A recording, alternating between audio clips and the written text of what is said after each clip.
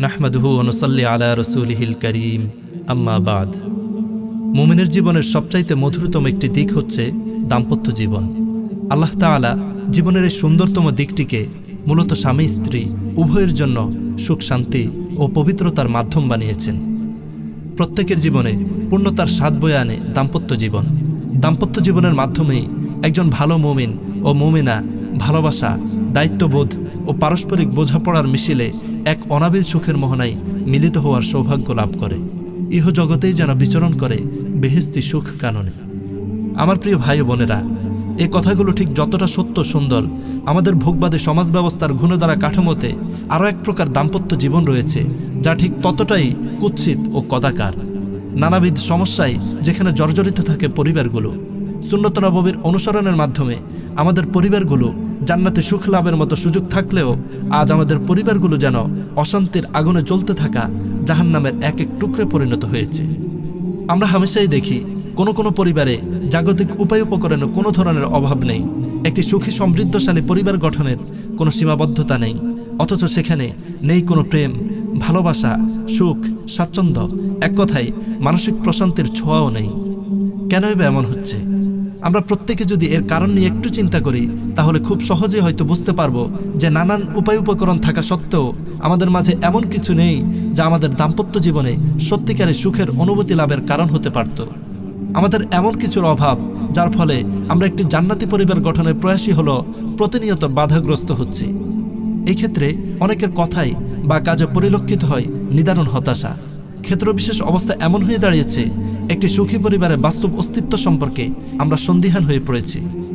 আর তাই আজ আমরা কথা বলবো এমন কিছু আবশ্যিক গুণাবলী নিয়ে, যা আমাদের সুখী দাম্পত্য জীবনের জন্য অত্যন্ত সহায়ক হতে পারে বিইজনিল্লাহ।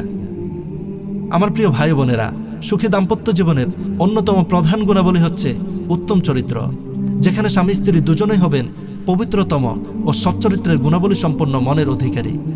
আর এক্ষেত্রে স্বামী হিসেবে মুমিনের ভূমিকাটাই সর্বাগ্য উল্লেখযোগ্য।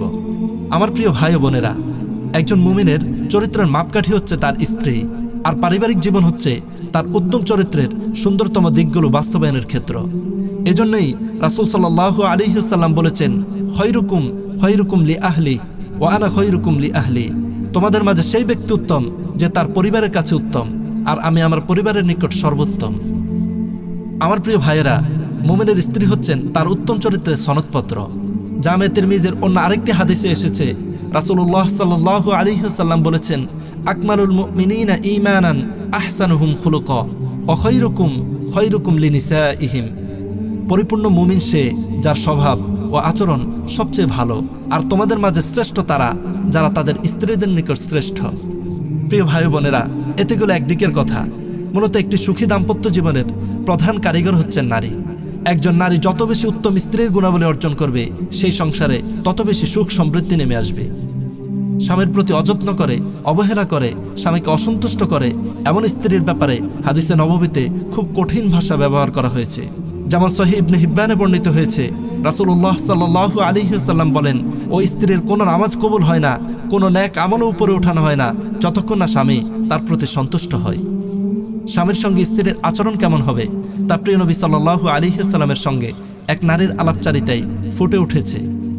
মুসনাদ আহমদে এসেছে, হযরত হুসাইন ইবনে মুহসিন রাদিয়াল্লাহু তাআলা আনহু থেকে বর্ণিত, তার এক ফুফু প্রিয় নবী সাল্লাল্লাহু আলাইহি ওয়াসাল্লামের কাছে কোনো এক প্রয়োজনে এসেছিলেন। তার প্রয়োজন পূর্ণ হলে প্রিয় নবী সাল্লাল্লাহু আলাইহি ওয়াসাল্লাম বলেন, তুমি কি বিবাহিতা? তিনি বললেন, হ্যাঁ। প্রিয় নবী সাল্লাল্লাহু আলাইহি ওয়াসাল্লাম বলেন, তুমি স্বামীর সঙ্গে কেমন আচরণ করে থাকো? তিনি বলেন, আমি একেবারে অপারগ না হলে তার সেবা ও আনুগত্যে ত্রুটি করি না। তখন প্রিয় নবী সাল্লাল্লাহু আলাইহি ওয়াসাল্লাম বলেন, স্বামীর সঙ্গে তোমার আচরণ কেমন হবে তা ভেবে দেখো, কারণ স্বামী তোমার জান্নাত কিংবা জাহান্নাম। আমার প্রিয় ভাই বোনেরা, বর্ণিত হাদিসগুলো এটাই নির্দেশ করে, স্বামী স্ত্রীর পরস্পরের প্রতি আচরণ হচ্ছে ব্যক্তির চারিত্রিক বৈশিষ্ট্যের মাপকাঠি। কোনো ব্যক্তি, চাই সে পুরুষ হোক কিংবা মহিলা, তখনই চরিত্রবান বলে বিবেচিত হবেন যখন সে তার পারিবারিক জীবন হবেন সৎ ও নিষ্ঠাবান। একজন চরিত্রবান স্বামী কেবল তার প্রিয়তমা স্ত্রীর অধিকারের ব্যাপারে সচেতন থাকেন। আদর্শবান পুরুষ স্ত্রীর ভরণ পোষণের দায়িত্ব আদায় করেই ক্ষান্ত হন না, বরং স্ত্রীর আত্মিক তথা মানসিক সহ সব রকমের চাহিদার ব্যাপারে সর্বদা সজাগ থাকেন। এভাবে একজন চরিত্রবান স্ত্রীও স্বামীর অগোচরে অত্যন্ত আমানতদারির সাথে নিজের সতীত্বের হেফাজত করেন। আদর্শ স্ত্রী মাত্রই স্বামীর প্রতি মনোযোগী ও যত্নবান।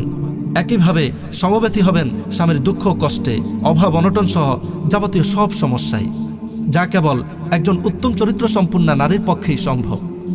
পরিবার পরিচালনায় আমাদের প্রিয় নবী সাল্লাল্লাহু আলাইহি ওয়াসাল্লামের আদর্শগুলো তো সর্বকালের সকল স্বামী স্ত্রীর জন্য সূর্যের মতো দীপ্তিমান আদর্শ।